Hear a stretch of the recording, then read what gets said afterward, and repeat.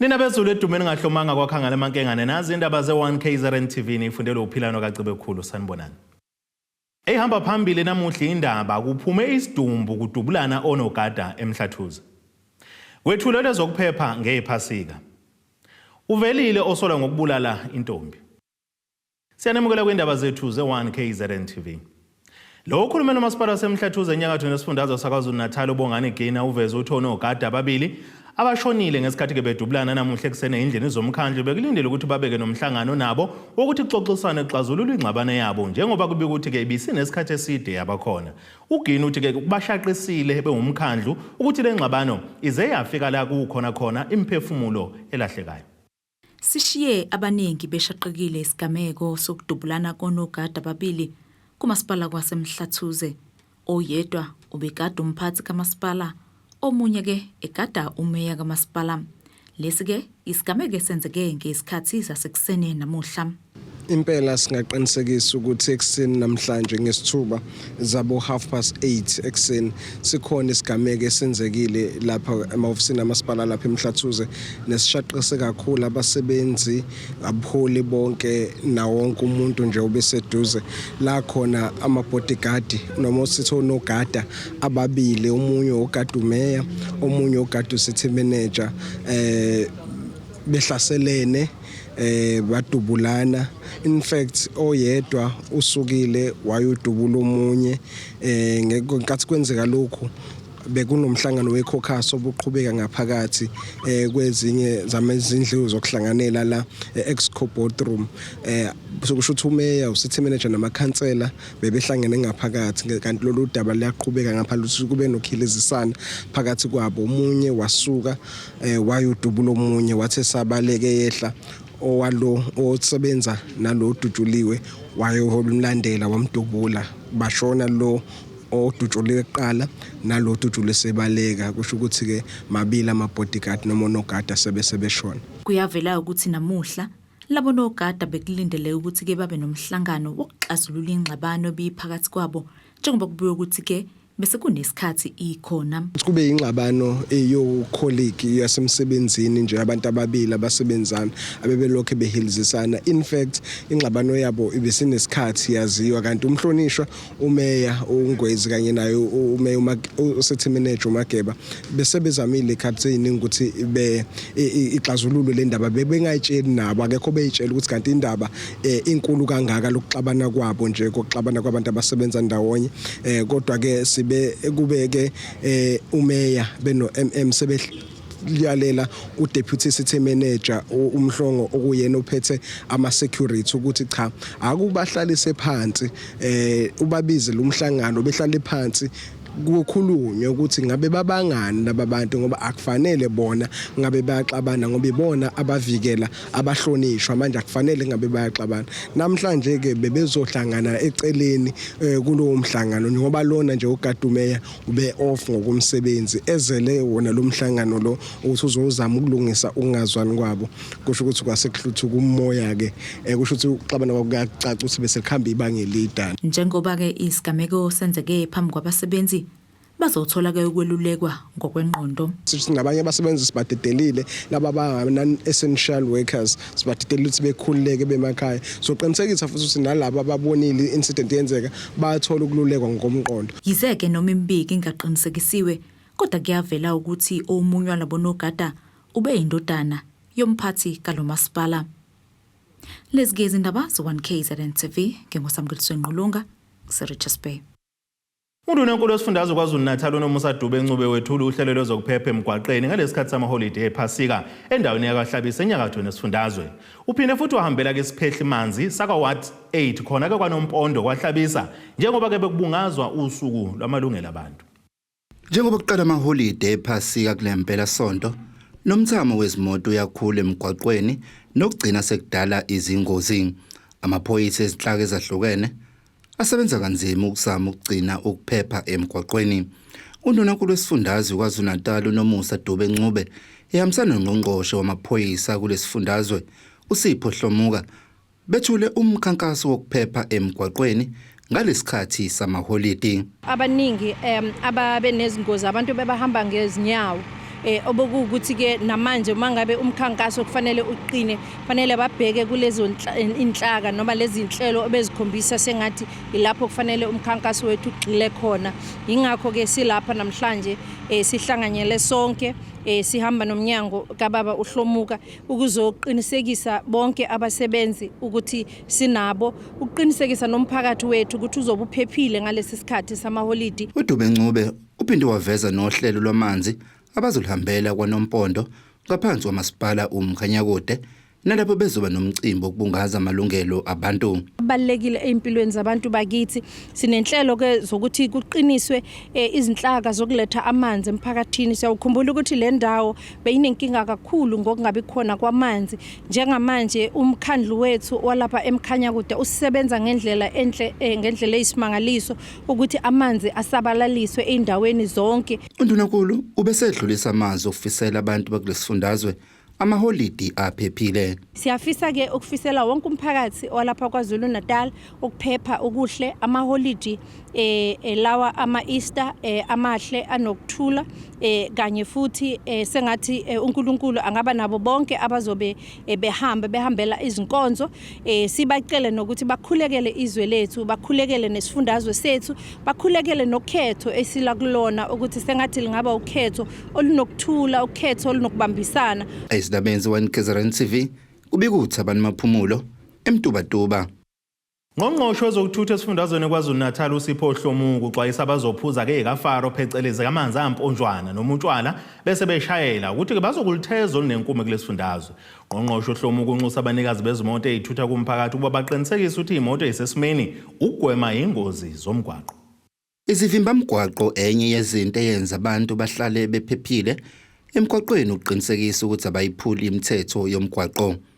Ungqongqoshe wamaphoyisa kulesifundazwe uSipho Hlomuka uthi abantu abagweme uphuzo oludakayo emgwaqweni. Siyafisa ukuthi abadriver imoto akwabantu abangawaphuzi amanzi amponjwana abangaphuzi bese ngena emgwaqweni bakwazi ukuhlonipha imoto zibe roadworthy zibe nayo yonke into efunakala emgwaqweni. Umuntu odrivayo kuba umuntu onelicense ukuze bakwazi bahloniphane nabanye odriver. Ekhuluma ngenkathi kunezivimbamgwaqo eMtubatuba uHlomuka uphinde wagcizelela indaba yokusetshenziswa kwezimoto ezisesimeni zokuthutha umphakathi ukugwema izingozi. Ingakho sithi umnikazi wemoto or i-owner ine responsibility yokwenza isiqiniseko ukuthi imoto yakhe isemthethweni. Namaphoyisa kithi ingakho mayivimba imoto ayibheke isemthethweni. Kodwa siyafisa ukuthi sibambisaneni sonke. Kulendele kumthamo ophezulu wezimoto esithutheleka kulesifundazwe iKwaZulu-Natal ukuzobungaza amaholidi ephasika. Izidumbu.1KZNTV kubikuthi abantu maphumulo eMtubatuba. Uvele kafushane enkantolo kaMantshasa enqoleni ogwini oseningizimu nesifundazwe KwaZulu-Natal owesilisa osolwa ngokubulala esinqandamathe sakhe uphindile Ntobela oneminyaka engama-46. Ngokusho komndeni isokala kaMufu uThembo kwakhe Hlongwa wathatha ngendluzulu uMufu ekhaya phambi kwabantwana bakhe kwathi uma ngabe edlula insukwana engabuye ekhaya waphika wathi akamazi ukuthi uyephi. Ngokuhamba kwesikhathi uMufi watholwa endlini encane umgodi kubo kaMsolwa isidumbu sakhe sesonakele. Khuluma ke neziko le indaba uThando Sinyalo uthi uMsolwa walivuma icala ngakho bafuna jeze kanzima ngesenzo sakhe sobulwane. Amalungu omndeni kaMufu uphindile Ntobela wasezinqoleni ogwini oseningizimu nesifundazwe KwaZulu-Natal uthi uMsolwa uThembo kwakhe Hlongwa wabazisa obukhulu ubuhlungu ngokuthumba aphinda abulala indodakazi yabo eyatholwa endlini yangasese umgodi isidumbu sakhe sesonakele. Bakusho lokhu ngesikhathi beyolalela isinqumo senkantolo kaMantshi yasezinqoleni njengoba uMsolwa walivuma icala. Kuzokhumbuleka mbukela ukuthi sabika ngokuduka kukaMufi kwaze kwabutholakala esebulewe. Salokhu simfuna ethathwe iboyfriend yakhe egcekeni ekhaya. Salokhu sizama ukuyithola emphika until kuze kube uMarch. La asazi washo khona umfana ukuthi hayi ngambulala ngamfaka etoilet. So namhlanje bekuthiwe ifinal. Asazi ke bazosiphatha basibekephi. Samthola egcekeni kwela kwamakhelwane lwakubo duze kwakubo ese-toilet emfaka etoilet la wamkhipha khona. And then ke mase siya thina kwa forensic ngoba ngangikhona umzimba uyokhishwa. Wayesonakele kona kodwa amaphathi ke ayiphelele kodwa wayesonakele.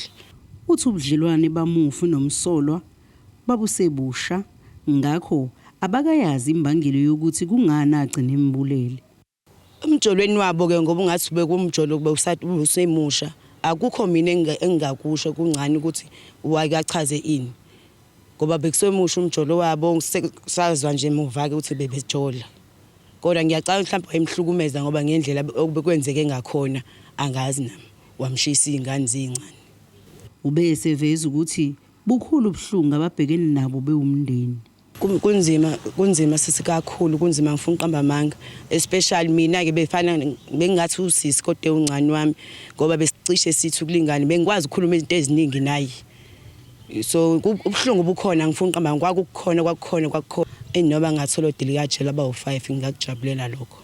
Udadewabo kamufi uthi ufisa umsolwa adilikelwe yijele ngoba ubazisa obukhulu ubuhlungu. Ibhlungu engathi namhlanje ngwakusuku lokugcina inkantolo ingenza isinqumo ezizogculisa thina agwetshwe nje kakhulu agwetshwe. Ayisimo ezinganeni kwababhlungu kakhulu ngaleso sikhathi ozibona noma ziye esikoleni noma zibuya endala kona kwangizima kakhulu kuba yathi mayibuye esikoleni ibuye ilale kwakunzima. Bekulindeleke ukuthi kuphume isinqumo senkantolo ngalelicala kodwa liphinde lahlehlela umhlazi ishagalolunye kuNhlaba. Lo mbiko benwethulelo zamando sicele wezindaba ze1KZNTV ngisezinqoleni. Ake siyetolene nabeselo sobuye sibuye futhi nezinye izindaba.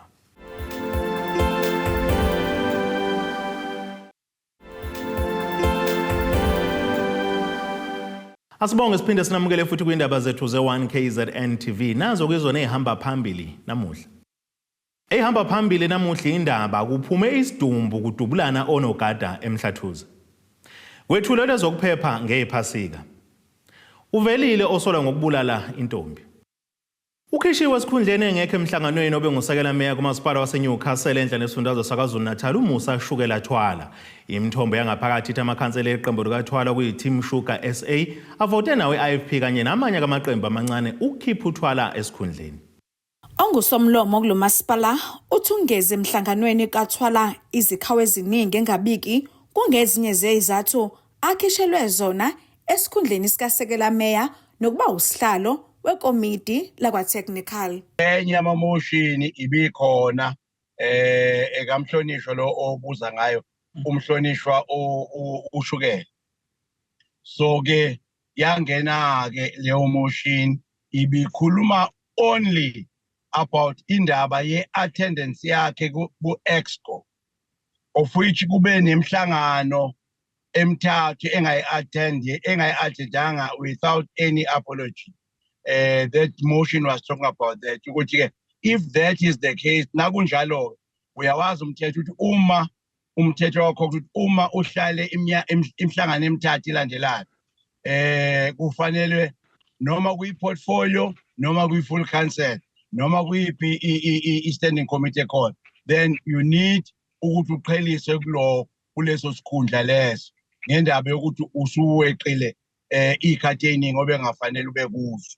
Kulo mhlangano bezintathu iziphakamiso zokukhipha ubuholi esinye sazo esokukhishwa kaMeya uXolani Dube nosomlomo uThengi Zulu kanti bezifakwa amakhansela e-EFF zahoxiswa ngenxa yokuthi abengeyona ingxenye yomhlangano. Lana amanye amabili ama-motion abekhona i-EFF azange attend kulawo ma-motion amabili. So if abantu abafakile ba-proposer ba-move bengekho standing rules of what you say it falls off those motions. That's what transpired. Okay, so ngamanye amazwi unjengosomlomo uyaqinisekisa ukuthi obekade uDeputy Mayor ukhishiwe esikhundleni nasenikwazi ukuthi nifake ba nisivalele isikhala sakhe noma nisazolinda omunye umhlangano. Akekho ofake kwamanje oyi-Deputy Mayor. Still kusazohleleka kahle leyo nto because akwazi ukukhipha umusa umuntu eceleni then from there buso ufaka omunye at the very same time. It's akuhambi kahle. Kufanele nayo lezi zinto lezi zenzeke ngendlela nandlela yomthetho efanelekile ngoba I as a chairperson ye-council I still have to write a report here now to the MEC of what transpired. Ephawula uthwala mayelana nokukhishwa kwakhe kulezi ikhundla utho kwamanje ayikho into ephathekayo asayitholile ngokukhishwa kwakhe. Kuzokhumuleka ukuthi ngaphambi kokuthi kuye ekhethweni lokuchibiyela bukadilithema emadini amathathu kunezinsolo ezavela ngokuthi kuzoba noguquko uma kwenzeke i-IFP iwawina lamawadi. Ephawula uSomlomo uyichithile lezo zinsolo wathi ubudlelwane babo neTeam Sugar namanye amaqembu busabuhle kuphela nje bamkhiphe kulezi ikhundla. Kudebo Sibisi wezindaba ze1KZNTV ku channel 261 ngiseThekwini.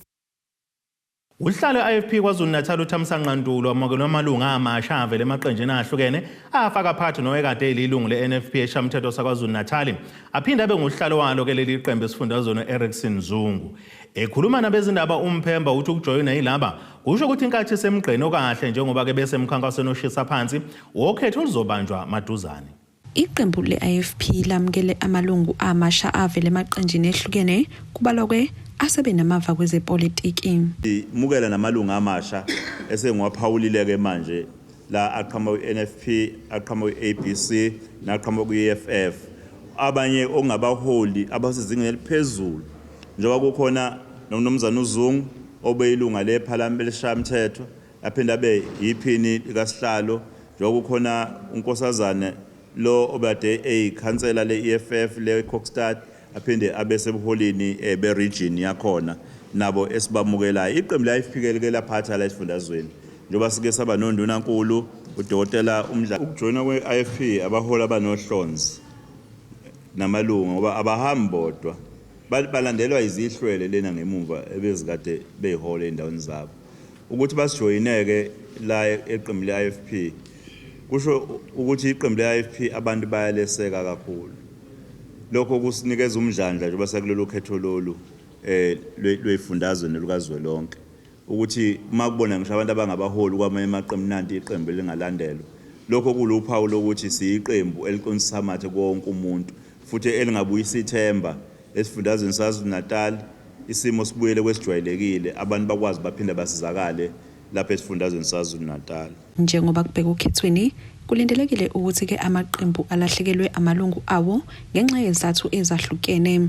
Phakathi kwamaqembu alahlekelwe abaholi abaqavile iqembu le-NFP njengoba ilungu lalo likhaleke ngokungabi nozinzo eqenjini. Ngibukile ukuthi iqembu le-National Freedom Party libukeka singasenalo ikusasa embusazweni. So ngase ngizibona ukuthi mhlambe njengoba ngisemsha nje sengaba yiphutha ukuthi ngithi ke ngibeka ama gloves ethala ngono ke ngibuye eqenjini le IFP elibukeka likhula ngamandla usuku nosuku.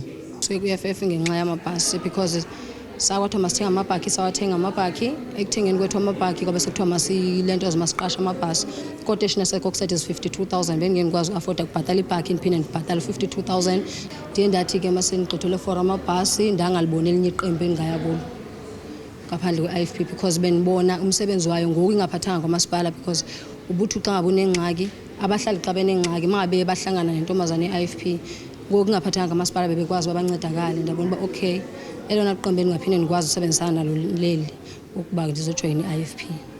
Khona manjalo ngemuva kokwethula ngempumelelo usomqulu wezethembiso esigabeni sikazwelonke okwabe kubanjelwe enkundleni yezemidlalo iMoses Mabhida iqembu le-IFP liqala umkhankaso wokwethula lo somqulu esigabeni zeyifundazwe njengoba kuzokwenzeka Olundi maduze. Olundi ilapho na umsunguli weqembu le-IFP Mntwana aphinda angene okuyikhaya lakhe. Isiloko ucetshwa semqwa kakhulu emlandweni njengoba sanqoba impilo yamangisi esandlwane kanti silele enkandla la okuyikhaya lamkhona. Ngaphezulu kwalokho nomasipala engumeya waso iKing Cetshwayo waqanjwa ngaso isilo uCetshwayo. Ngakho ke siyobe siyothula lapha nomqulu wezethembiso ukuthi kwaZulu Natal abantu sibathembisane njengeqembu le-IFP uma ngabe bezivotela. Siyamema ke wonke umuntu kuba athamele le launch ye manifesto eyobila phayana ondini. Eyindabeni ze1KZNTV kube kuntomkhona Mvubu ngesethekwini. Unobhala we-ANC ufikile Mbalula uthi noma ngabe ke isiphi isinqumo esiyokhishwa enkantolo enkulu eThekwini ngodaba lombango wegama umkhonto wesizwe party bawusedlulisela ke phambili uma ngabe ke singavuni bona. Usho lokho ke emva kokuthi ke inkantolo isigodlele usuku olungaziwe isinqumo ngalombango. Umbalula uthi noma ngabe inkantolo iyabachitha kepha bazodlulisela phambili leso sinqumo esiyovela ngalelo langa ngoba bafuna leli qembu liqambe linye igama labo bengasebenzise le-ANC. No, we will appeal this one if we lose. This one of the trademark, we will appeal it definitely. We've got a strong case. We must be convinced by the law as to why we shouldn't, because the Mkhonto Wesizwe is a registered trademark of the ANC. Whether they argue it was done by legacy trust and all of that, it was ceded to the African National Congress. That's where in the books. And then we've got to argue in terms of the law why they don't have to deregister. Let them change the name of the political party and call themselves something. We don't have a problem with that. But this one will appeal. Bloemfontein we won't, because we were up against the IEC there. Uphinde waveza ukuthi abafuna ukuthi kube khona abantu abasebenzisa i-ANC ngoba befuna ukuzuza bona. We know that us winning the election is on the campaign on the ground, which is what we're doing. But we don't want people to benefit inappropriately on the backdrop of the ANC assets. And that's what we are basically challenging. If Jacob Zuma believes in what he believes in and his supporters, they must stand on their own and form their own political parties, not seek to benefit indirectly out of ANC merchandise and properties, which is what this daylight robbery we are actually seeing happening with this political party. And that's why we are actually challenging it. Abe MK party bathi leli gama bazodla ngalo ukhetho ayikho into esazoshintsha. Ngomhla ka-30 May iMK izoba uhulumeni KZN, ibe uhulumeni eGoli, ibe uhulumeni eNorth-West, ibe uhulumeni eLimpopo, ibe uhulumeni eFree State, ibe uhulumeni eWestern Cape, ibe uhulumeni eNorthern Cape. Uhulumeni olindile, uhulumeni we-MK. The first thing umasithatha njenge-MK iyuhliki izohamba phambili ithi ama-EPWP awaqashwa njengabasebenzi. Kutebogo Sibisi wezindaba ze1KZNTV kuchannel 261 ngiseThekwini. Ake seyitolane nebeselo sobuye sibuye futhi nezinye zeindaba.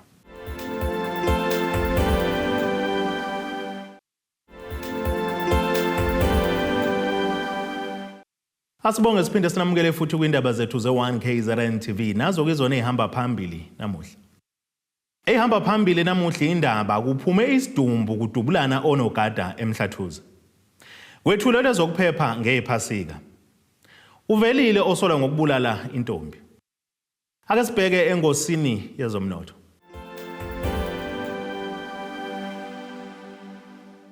Iranda kuleli ngu-18.98 maqhathaniswa nedola laseMelika bengu-20.50 kwi-euro yase-Europe libe ngu-23.94 maqhathaniswa nopondo waseBrithani. Intengo yegolide yona engu-$2,193.42 ounce, kuthi intengo yolongahluziwe yona bengu-$86.09 umphongolo. Ake sibheke engosini yezemidlalo. Kubuye ithemba kumqeqeshi Orlando Pirates uJose Rivero lokubuyisa iqembu lakhe umqiqo eliqede ngawo isizini edlule eDStv Premiership ngoba ke nabadlali basesiswini sebeqalile ukufaka isandla ekushaweni ngekwamagoli. iPirates ke ikhombisa impawu zokuhlangana kusukela ekuqala kunyaka omusha okufakazelwa ibanga eselihambile kumqhudelwano iNedbank Cup kanti nake iligi lokhu iqhubekile nokuthola imiphumela emihle. Ngokwezinombolo isombe sesibili sesizini edlule Song iPirates ingcono kunawo wonke amaqembu kodwa ke yagcina engaphumelelanga kuba ke iphele endlebeni kwiMamelodi Sundowns. Igcina iqede ke endaweni yesibili nokuyinto aseyishilo kuRivero ukuthi ke angayijabulela ukuthi bayiphinde kwazise ke Sundowns esaqhubeka nokuba umakhonya esicongweni. Ake sibheke nasi isimo sezulu esingalindeleka.